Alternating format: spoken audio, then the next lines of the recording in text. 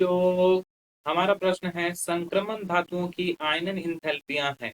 चार ऑप्शन है, S block एवं पी ब्लॉक तत्वों के मध्य वाली, पी ब्लॉक तत्वों से अधिक, सभी तत्वों से अधिक, एस ब्लॉक तत्वों से कम। चलिए समझते हैं इस प्रश्न को। इस प्रश्न को अगर समझना है तो हमारी जो मुख्य अवधारणा होगी, मुख्य अवधारणा में हमें पीरियोडिक टेबल समझना होगा।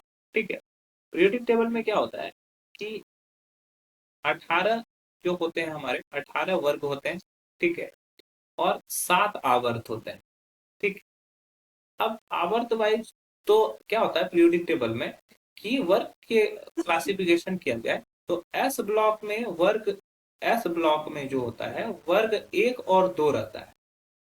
ठीक है, वही पी ब्लॉक की बात करें तो पी ब्लॉक में वर्ग 13 से लेकर वर्ग 18 तक के तत्व रहते हैं। अगर हम लोग डी ब्लॉक की बात करें तो डी ब्लॉक जो वर्ग 3 से लेके वर्ग 12 तक होता है, ये होता है डी ब्लॉक, जिसको संक्रमण संक्रमण तत्व भी कहते हैं। ठीक है, और एफ ब्लॉक होता है, और एफ ब्लॉक जो होता है उसमें जो होता है दो चीजें होते हैं, लेंथेनाइट्स ग्रुप, ठीक है, एंड एक्टिनाइट्स, और एक्टिनाइट्स धातु है। ठीक है, तो ये सभी एफ ब्लॉक में होता है। तो क्या होता है कि आयनन एंथैल्पी अब हम लोग को समझना है। आयनन एंथैल्पी, आयनन एंथैल्पी अगर आसान शब्द में बोले तो इलेक्ट्रॉन को निकालने के लिए जो ऊर्जा खर्च होती है उसी को आयनन एंथैल्पी बोलते हैं। इलेक्ट्रॉन को निकालने में लगी ऊर्जा को आयनन एंथैल्पी कहते हैं। ठीक है, तो अब क्या होता है कि जो शुरू के तत्व होते हैं, अब देखो क्या है कि अगर शुरू के तत्व की बात करें, जैसे बात करते हैं सोडियम की। ठीक है, sodium, magnesium, aluminium, silicon, phosphorus, sulphur, argon, तो क्लोरीन ये बीच में छूट गया।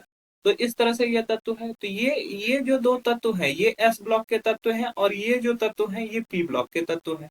इसके बीच में क्या होता है, डी ब्लॉक आता है, क्योंकि एस ब्लॉक 1 2 है और पी ब्लॉक 13 से 18 है। उसके बीच में क्या होता है, डी ब्लॉक होता है। और आयनन एंथैल्पी के बारे में हम लोग ये जानते हैं कि अगर आवर्त में हम लोग बाएं से दाएं जाते हैं, बाएं से दाएं जाने पर आयनन एंथैल्पी क्या होता है, बाएं से दाएं जाने पर आयनन एंथैल्पी बढ़ता है, जाने पर आयनन एंथैल्पी बढ़ता है।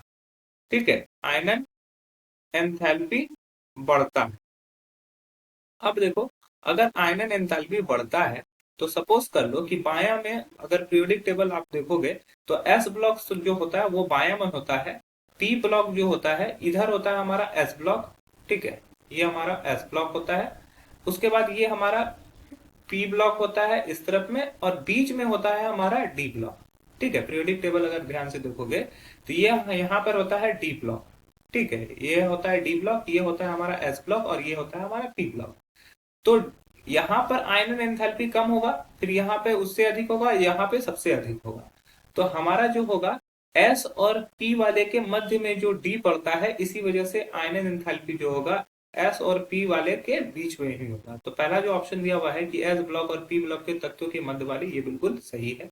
पी ब्लॉक से अधिक, पी ब्लॉक से अधिक नहीं हो सकता क्योंकि पी ब्लॉक के पहले डी ब्लॉक आ जाता है। क्योंकि ये बढ़ रहा है धीरे धीरे, ये गलत हो जाएगा। सभी तत्वों से अधिक, ये भी गलत हो जाएगा। एस ब्लॉक तत्वों से कम, ये भी गलत हो जाएगा।